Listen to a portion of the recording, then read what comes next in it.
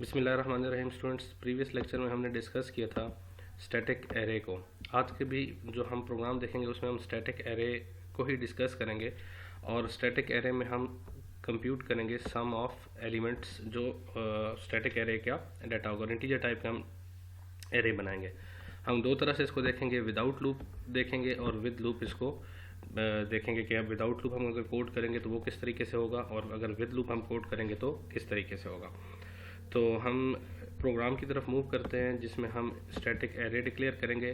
5 size की, 6 size की, जितने भी साइज़ की डिक्लेयर होगी उस हिसाब से कोड हम मैनेज करेंगे और फिर उसके ऊपर ये सारी चीज़ें हम अप्लाई करेंगे। उसमें इनपुट लेंगे, इनपुट लेने के बाद उसमें जो एलिमेंट्स हैं उन एलिमेंट्स का हम सम कंप्यूट करेंगे। दो तरह से हम इसको देखेंगे, विद लूप देखेंगे और विदाउट लूप। यानी हम इस पूरे जो चीज़ है उसमें दो चीज़ें विजुलाइज कर रहे होंगे। उसमें सम कंप्यूट करना यूजिंग विदाउट यूजिंग लूप और सम कंप्यूट करना विद लूप। तो हम इसकी तरफ मूव करते हैं। तो हम यहाँ एक एरे डिक्लेयर करते हैं जिसमें हमने लास्ट टाइम बात की थी। एरे का क्या सिंटैक्स क्या है, पहले आप डाटा टाइप मेंशन करते हैं, डाटा टाइप के बाद आप एरे का नाम बताते हैं। लेट्स से मैंने नाम रखा उसका और यहाँ पे मैं इसका साइज़ मेंशन कर देता हूँ 5 साइज़। तो इसका मतलब मेरे पास एक एरे क्रिएट हो गई है जिस एरे का साइज़ एक्चुअल में क्या है, 5 है। हम पहले भी ये बात करते आए हैं कि एरे आपके पास कंसेक्टिव मेमोरी एलोकेशन है सेम डाटा टाइप की, यानी एक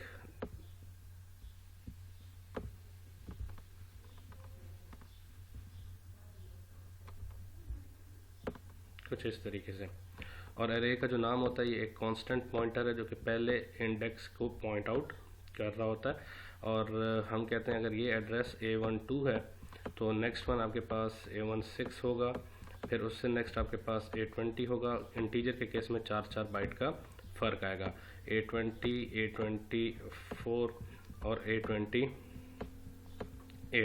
तो ये आपके पास 5 इंडेक्सेस। अगर मैं इंडेक्स पॉइंट ऑफ से करूँ तो ये 0 इंडेक्स है, ये 1 इंडेक्स है मेरा, ये 2 इंडेक्स है, ये 3 इंडेक्स है और ये आपके पास क्या आ गया, 4th इंडेक्स। इन टोटल आपके पास सेल्स 5 हैं और इंडेक्सेस आपके पास क्या हैं, 4 हैं। अब अगर मैं इसमें इनपुट लूँगा तो इनपुट दो तरह से हो सकती है स्टूडेंट्स, या मैं इसमें लूप के थ्रू इनपुट लूँ या मैं विदाउट लूप इनपुट लूँ।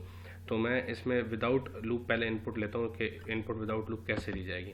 तो मैं यहाँ पे सिंपल स्टेटमेंट लिख रहा हूँ, सी आउट एंटर नंबर, कोई नंबर बताओ, सी इन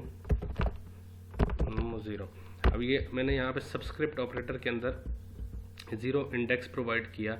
एक्चुअल में इसकी बैकएंड की कैलकुलेशन क्या होगी, ये एड्रेस कैसे ऐड हो रहा होगा, ये कुछ इस तरीके से लिखा होगा, A12 प्लस 0 और ये रेफरेंस यहाँ पे मूव कर रहा होगा। यानी ये जो भी एड्रेस बनेगा एक्चुअल में यही वाला एड्रेस बनता है, तो इस तरफ मूव करके यहाँ पे डाटा स्टोर किया जाएगा। आई होप कि आपने प्रीवियस लेक्चर व्यू किया होगा जिसमें ये सारी चीज़ें एक्सप्लेन की गई थी। तो अब जो भी डाटा आएगा वो 0 इंडेक्स के ऊपर मैप हो जाएगा। इसी तरीके से अगर मुझे अगले इंडेक्स पे डाटा इनपुट करना है और मैं एंटर नंबर कह रहा हूँ, अच्छा ये चीज़ को इसको हम ऐसे भी लिख सकते हैं, ये जिस हमने लास्ट टाइम भी डिस्कस किया था, नंबर प्लस 0, यानी ये चीज़ ऐसे भी लिखी जाती है। तो ये थोड़ा सा इजी वे है तो हम इसको अडॉप्ट कर रहे हैं। सी इन नम सबस्क्रिप्ट ऑपरेटर 1, तो ये डाटा 1 इंडेक्स पे जाएगा। और इसको हम कैसे लिख सकते हैं, सी इन स्टैटिक नम प्लस 1, ये नंबर की जगह नम आना चाहिए था यहाँ पे, ऐसे। अच्छा, इसी तरीके से मैं इसी चीज़ को कॉपी करूँगा, 4 टाइम्स आपके पास हो गया num 1, num 2, 3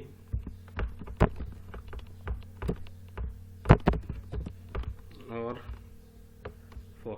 ये सारा आपका डाटा 5 वैल्यूज़ इनपुट ले ली जाएंगी। अब क्वेश्चन ये है कि जब ये 5 वैल्यूज़ इनपुट ले रहा है तो 5 टाइम्स मैंने ये स्टेटमेंट्स लिखी हैं।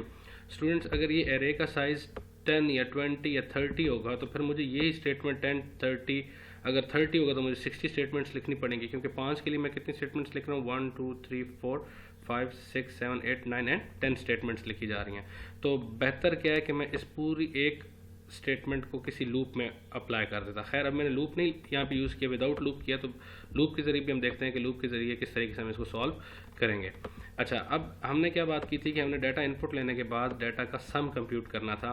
तो मैं यहाँ एक वेरिएबल डिक्लेयर कर रहा हूँ सम के नाम से और उसको वैल्यू इनिशियलाइज कर रहा हूँ 0। अब क्या कह रहा हूँ कि sum is equal to num of 0 plus num of 1 plus num of 2 plus num 3 plus num of 4। पर स्टूडेंट्स यहाँ पे ये चीज़ आपने गौर से देखनी है कि एरे का अगर साइज़ होगा 10 तो ये स्टेटमेंट मुझे 10 टाइम्स लिखनी पड़ेगी। अब ये पर्टिकुलर स्टेटमेंट को मैं चेंज कर सकता हूँ। किस तरीके से चेंज कर सकता हूँ, यानी इसको मैं कमेंट कर लूँ और मैं कहता हूँ ये स्टेटमेंट जो मैंने लिखी है ये बिल्कुल इस तरीके से भी लिखी जा सकती है, sum is equal to sum plus num of 0। अब सम में हमने इनिशियल वैल्यू क्या रखी है स्टूडेंट, 0 रखी हुई है। अब 0 में कोई चीज़ प्लस होगी तो ऑब्वियस बात है वो नम ऑफ 0 प्लस करेगा तो सम में वही चीज़ ऐड होगी। अब फिर हम कहते हैं sum is equal to sum plus num subscript operator में 1। अब इसी चीज़ को मैं कॉपी कर रहा हूँ और 2 टाइम्स ये 2 3 एक इंडेक्स के लिए हमारे पास वैल्यू रह गई जिस इंडेक्स को हम यहाँ पे प्लेस कर देंगे 0 1 2 3 4। अब अगर मैं सम प्रिंट करूँगा तो सी आउट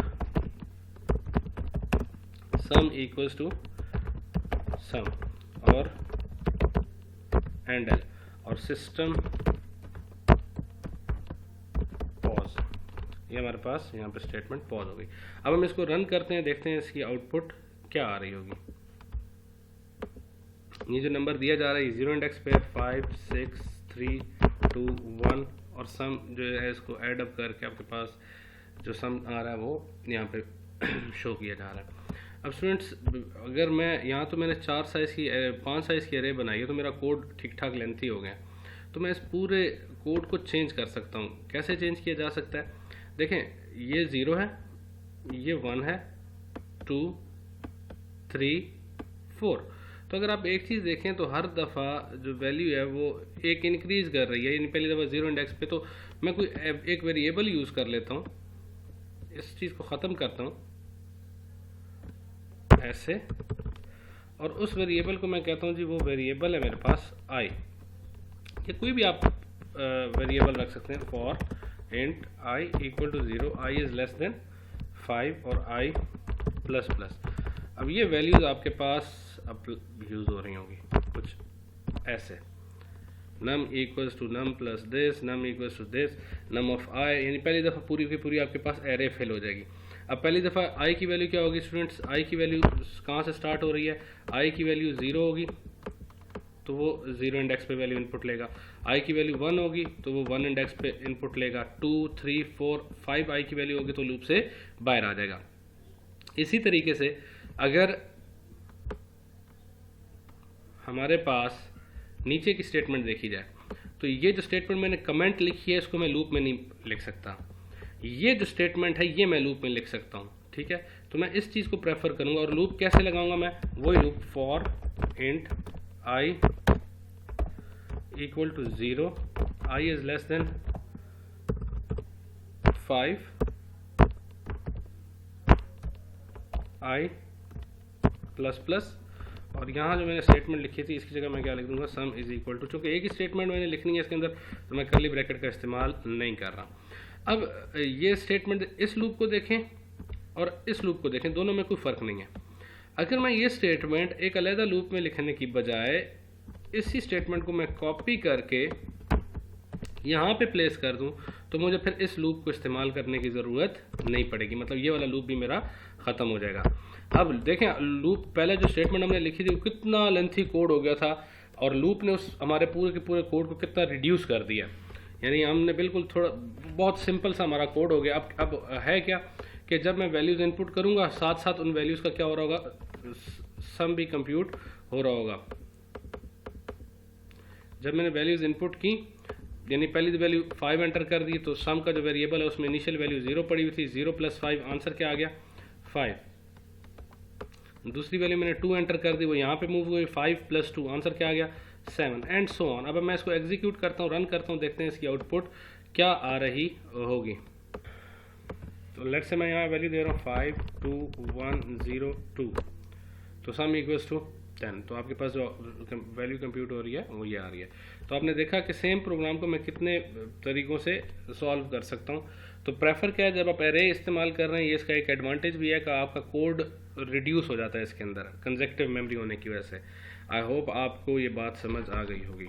आने वाले लेक्चर्स में हम मज़ीद एरे के कुछ प्रोग्राम्स को डिस्कस करेंगे।